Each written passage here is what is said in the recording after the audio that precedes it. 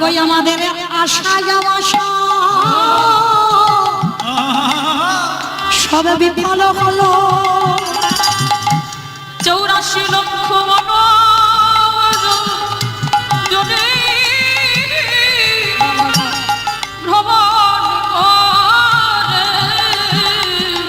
আমাদের কৃষ্ণ ভজন হলো না গো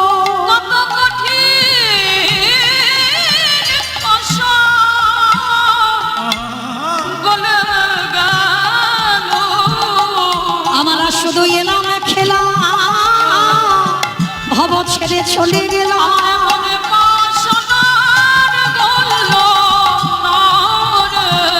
হেদায়ালে তাই তো আগে ভাগে আমি তব চরণে জানাইয়ে দিলাম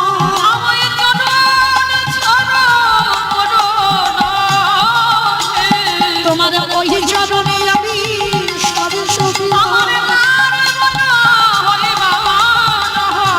আমাকে যেন চরণে ছাড়া করো রাখে শুধু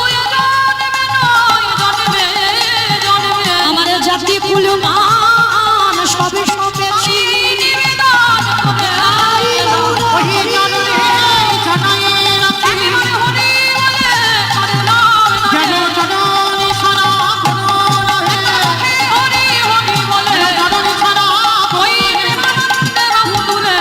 সেদিনে নামে যাবে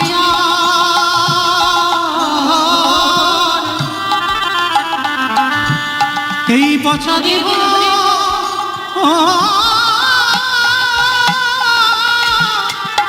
দেহ যাবে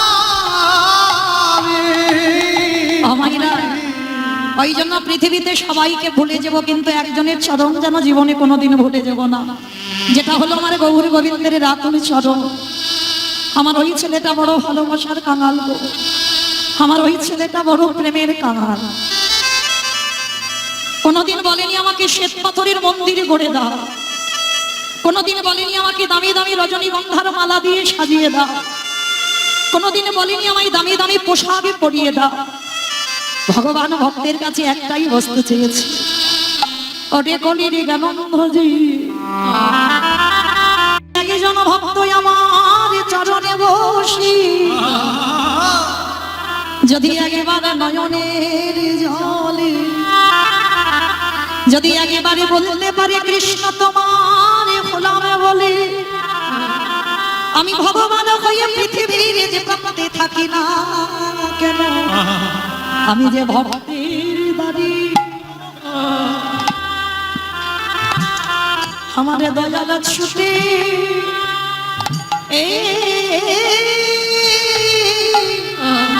ছুটে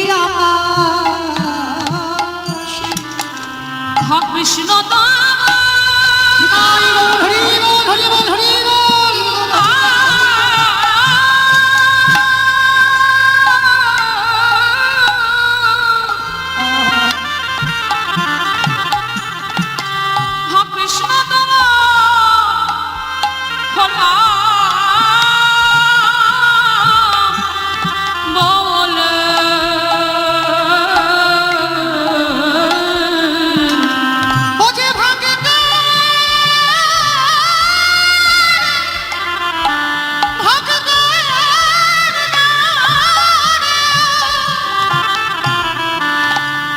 দয়ালে ছুটি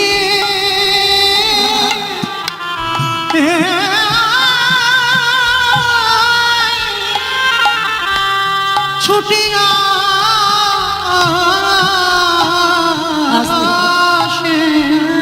যদি বলেন মামা এত বড় কথা বললাম আমার ভগবানের মতো কেউ তোমায় ভালোবাসে না যে যতই বলুক না কেন আমি তোমায় জীবন দিয়ে ভালোবাসি না সবটাই মিথ্যা বাবা প্রত্যেকের ভালোবাসায় কিছু না কিছু স্বার্থ থাকে শুধু একজনই ভালোবাসেনি স্বার্থ ভাবে যেটা হলো আমার বিশ্বের স্রষ্টা মালিক ভগবান যদি বলো কেন আমাদের আসবার আগে বাবাজি আমাদের কথা ভেবে রেখেছে তার মতো বন্ধু বা তার মতো বান্ধব কি আর কেউ আছে আমাদের আসবার আগে কে ভেবেছে বলেন আপনারা প্রশ্ন করবেন মৌমিতা আমার মা তো ভেবেছে কারণ আমি জন্ম নিয়েছি মার কোলে বসেছি প্রথম মাতৃদুগ্ধ পেয়েছি তার মানে মা আমার জন্য ভেবেছে বলে না তোমার জন্য যদি তোমার মা ভাবতো তাহলে তো বাবা আমরা এতজন মা আছি, আমিও একজন মা।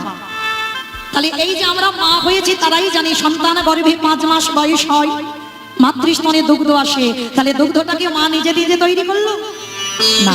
তাহলে কে দিল? গ্রাম প্রতিবেশী, আত্মীয় স্বজন, বন্ধু বান্ধব না। তাহলে দিল কে? বিশ্বের স্রষ্টা মালিক ভগবান। তাহলে একদিনের একটা বাচ্চা জন্ম নিয়ে সে কি খাবে? ওই স্তনদুগ্ধটা কিভাবে তৈরি হবে আজ পর্যন্ত কোনো বৈজ্ঞানিক ভাবেনি বাবা। কতটুকু লবণ, কতটুকু মিষ্টি, কতটুকু টক, কতটুকু তিতো, কতটুকু ঝাল, কতটুকু ঠান্ডা, কতটুকু গরম দিলে একটা স্তনদুগ্ধ তৈরি হয় আজ পর্যন্ত কোনো বৈজ্ঞানিক ভাবেনি। ভেবেছে বিশ্বের স্রষ্টা মালিক ভগবান। তাহলে লক্ষ্য করে দেখে না বাবা, তার মতো বন্ধু, তার মতো দিনের দয়াল আর কি কেউ আছে? তবে একটা কথা মা, ভজন যদি করতে হয় সকাল সকাল নামতে হবে, বেলা গড়িয়ে গেলে ভজন হবে। হরি বল হরি বল। শিশুকালে কৃষ্ণ ভজে কৃষ্ণ পাবার আসে, কৃষ্ণ পাবার আসে। অগ যৌবনকালে কৃষ্ণ ভজে আসে বানাসি, আসে বানাসে। অগ বৃদ্ধকালে কৃষ্ণ ভজে জমের ঘর আসে।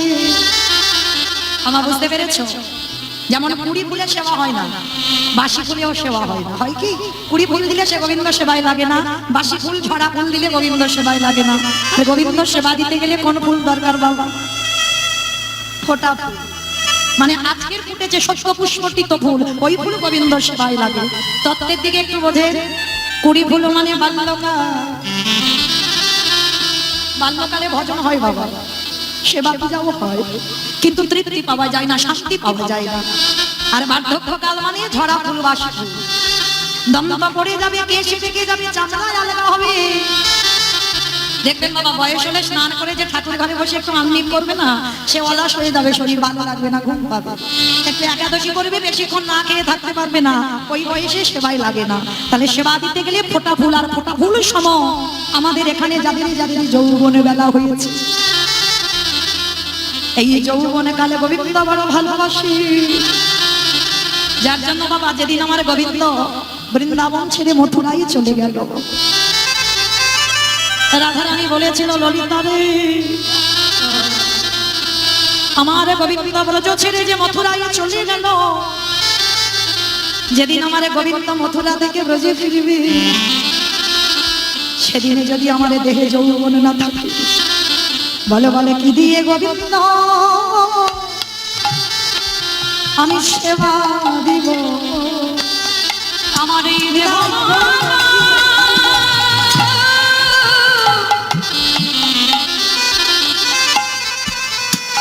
আমার এই দেহ যদি শুকোয় গেল, ওরে ললিতা রে, ওরে আমার প্রাণের সজনী, সজনী ওরে ললিতা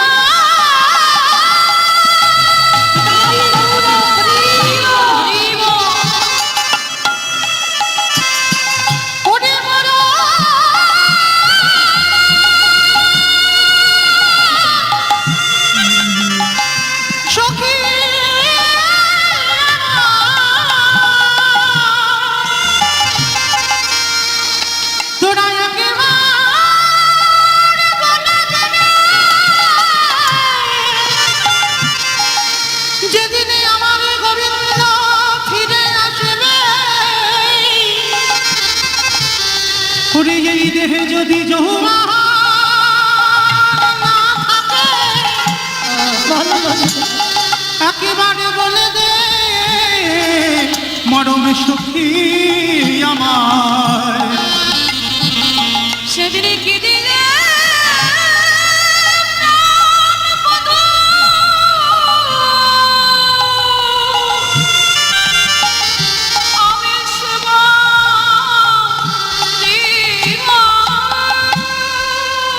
তাহলে মায়েরা সেবা দিতে গেলে যৌবন কালে দিতে হবে।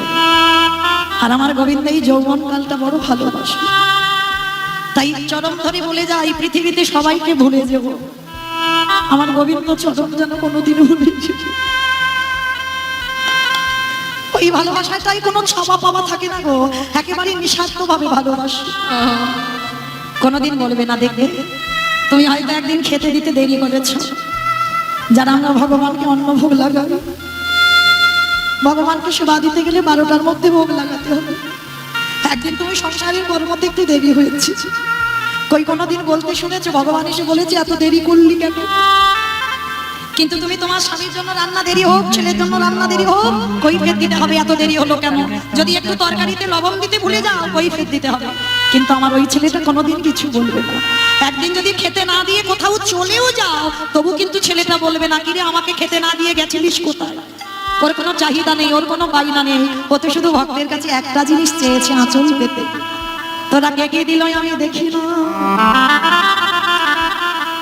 সোনার থালাই দিল কিনা, রূপোর পাত্রে দিল কিনা, ফল না পেয়ে যদি আমায় কেউ পাতা দেয়, পাতা না পেয়ে যদি কেউ আমায় জলে দেয়, জল না পেয়ে যদি কোনো ভক্ত কিছু না দিয়ে চোখের জল আমার চরণে দেয়, আমি যে সারা জীবন আমি তারে দাসী হয়ে যাই।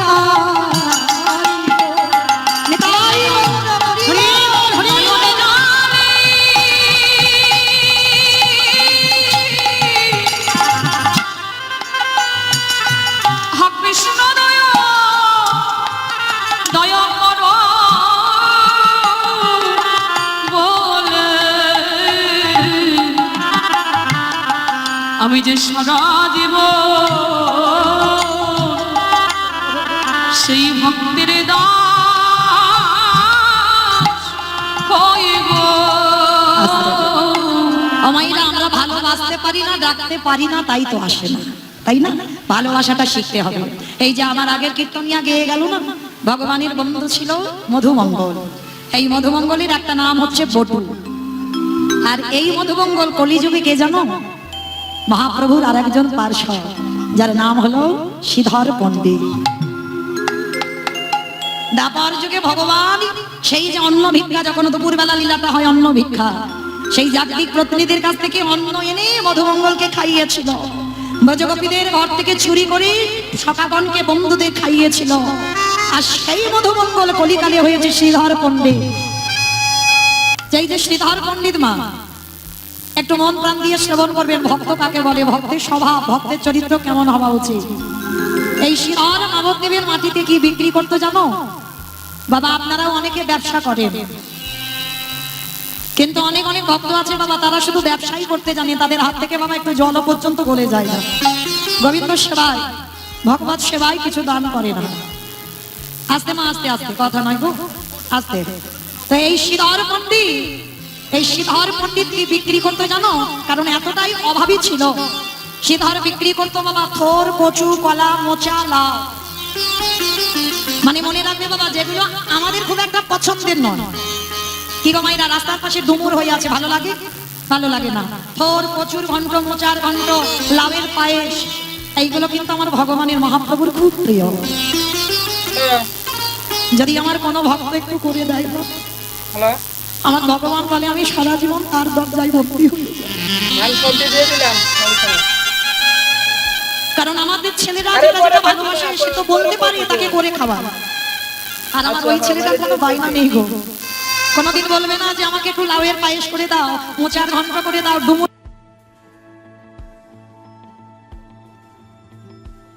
তরকারি করে দাও, চুকুর তরকারি করে দাও, কেউ বলবে না, কোনোদিন কারোর কাছে বলবে না, ওর কোনো তো মাইনা নেই। কিন্তু যদি কোনো ভক্ত দেয়, ভগবান বললেন সারা জীবন আমি তার ঘরে দাস হয়ে যাই। তা প্রত্যেকদিন ওই নবদ্বীপে শ্রীধর বিক্রি করতো থোর, কচু, কলা, মোচা। আর নিমাই প্রতিদিন বাজারের ব্যাগ নিয়ে ওই শ্রীধরের কাছ থেকেই ওই থোর, কচু, কলা, মোচা গুলো কিনে আনতো। প্রতিদিন কিনে আনে, কিন্তু একদিনও পয়সা দেয় না। একদিন আমার শ্রীধর পিছন থেকে ডাকছে, নিমাই, অনিমাই, রোজ রোজ তুই শুধু বাজার করে নিয়ে চলে যাস, আরে কোনোদিন তো আমার পয়সা দিস না। আরে তুই যদি সবকিছু কিনে নিয়ে যাস আর পয়সা যদি না দিস আমার সংসারটা চলবে কি করে? কিছু তো আমায় দে। হাই রে, যার একটা ইচ্ছাতে জগতে চলে, যে মনে করলে একটা সেকেন্ডে পৃথিবীটাকে লয় প্রলয় করে দিতে পারে, তারই কাছে আজকে শ্রীধর পয়সা চাইছে। মহাপ্রভু বলছে, শ্রীধর আজকে নয় দেব না, তবে আমি কথা দিচ্ছি এই এতদিন যে তোর কাছে বাজার করে খাচ্ছি না, সময় হলে আমি ঠিক সময় মতো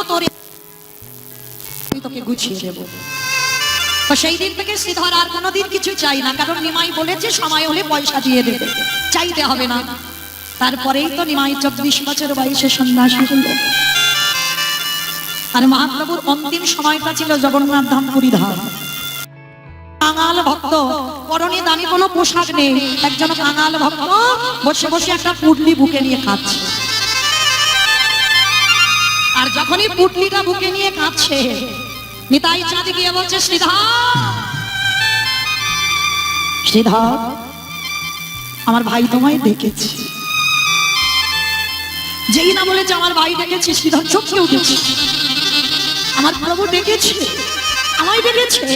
হ্যাঁ গো, প্রভু তো বললো আমাকে যে পিছনে একজন ভক্ত বসে আছে, তাকে ডেকে দাও, ওই জন্য তো এলাম।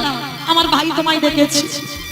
হাজার হাজার ভক্ত আছে, তার মধ্যে দিয়ে বলছে, সরে যাও সরে যাও। শ্রীধর সবার মাঝখান থেকে প্রভুর চরণে গিয়ে একেবারে আছাড় খেয়ে পড়েছে।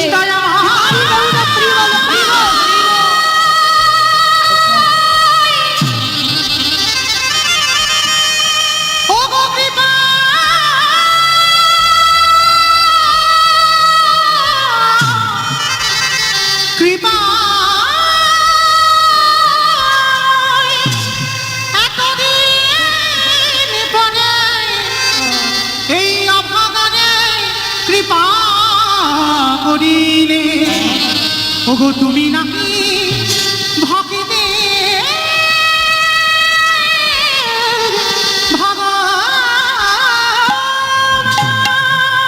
যেই না গৌর হরি বলে চরণে আছাড় খেয়ে পড়ল, কে কে? ভক্তের চোখের জল আমার মহাপ্রভুর চরণে। কে তুই? ও শ্রীধর।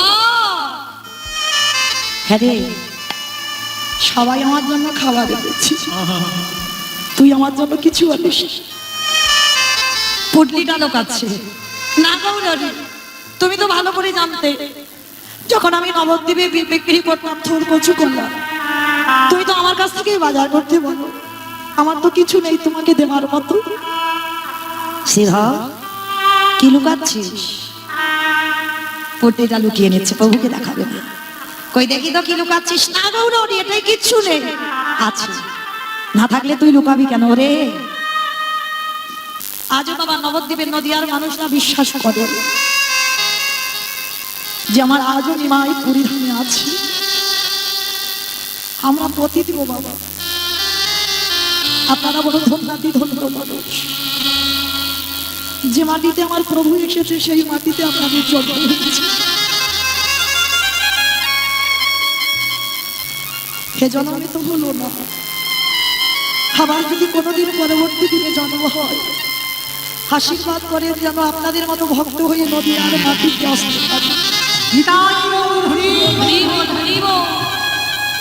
তোমার শ্রীধর যখনই শুনেছে নিমাই সন্ন্যাসের পরে পুরী ধামে আছে, আর পুরী ধামে কিছুদিন কাটাবার পর নিমাই সিদ্ধান্ত নিয়েছিল বাবা বৃন্দাবন যাত্রা করতে।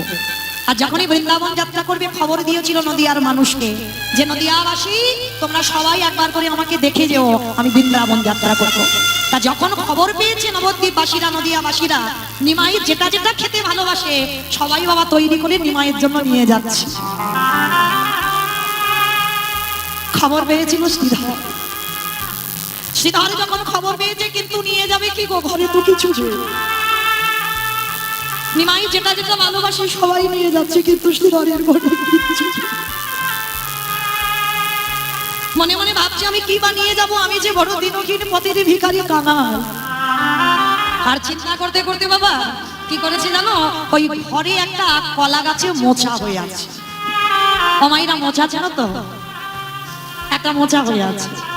মোচাটাকে পেরেছে, কিন্তু যারা যারা আমরা মোচা রান্না করতে জানি বাবা অনেক টাইম লাগে। ও মোচাটা যে বটি দিয়ে কাটবে অনেক সময় লাগবে। তা শ্রীধর মনে মনে করছে এত সময় আমি কি করে দেব, আর তার মধ্যে যদি আমার প্রভু চলে যায়, ওই বৃন্দাবন যাত্রা করে নাই, তাহলে তো আমার এই মোচাটার খাওয়া হবে না। তা ওই শ্রীধর কি করেছে, মোচাটাকে গাছ থেকে পেড়ে ওই কাঁচা মোচাটা নিয়ে ছুটেছে পুরীধাম জগন্নাথ ধাম।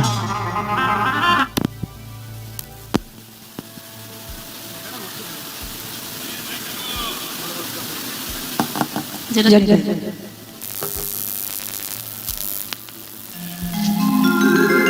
নিতাই গৌর প্রেমানন্দে হরি বল হরি বল হরি বল। শ্রীধর মোচাটা নিয়ে ছুটতে ছুটতে যাচ্ছে পুরীধাম জগন্নাথ ধাম।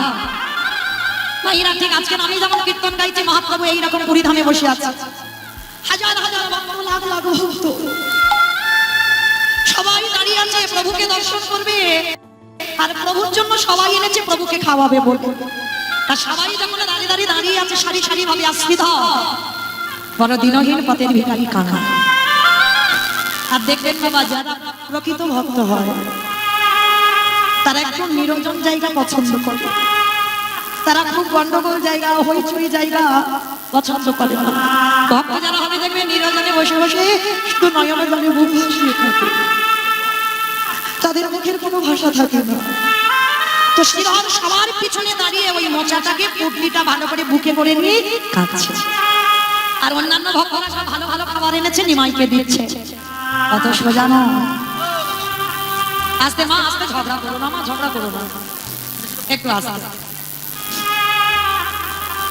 এখানে এসে যদি গন্ডগোল হয় সব তো বিফল হয়ে যাবে গো। কি হবে জায়গা গো, চলে তো যেতে হবে, সন্ধ্যা হয়ে গেল, বাঁশি বাজলো বলে কথা। ঝগড়া ঝগড়া একটু মেলামেশা করে বসো। শ্রীধর সবার পিছনে দাঁড়িয়ে আছে আর সবাই ভালো ভালো খাবার দিচ্ছে। আমার প্রভু নিতাই চাঁদকে ডেকেছে, দাদা যাও তুমি সবার পিছনে গিয়ে দেখো আমার এক ভক্ত বসে বসে খাচ্ছে। যাও তুমি একবার গিয়ে আমার দাদাকে, একবার ওই দাদা তুমি গিয়ে দেখো পিছনে একজন ভক্ত আছে। তো নিতাই চাঁদ সবাই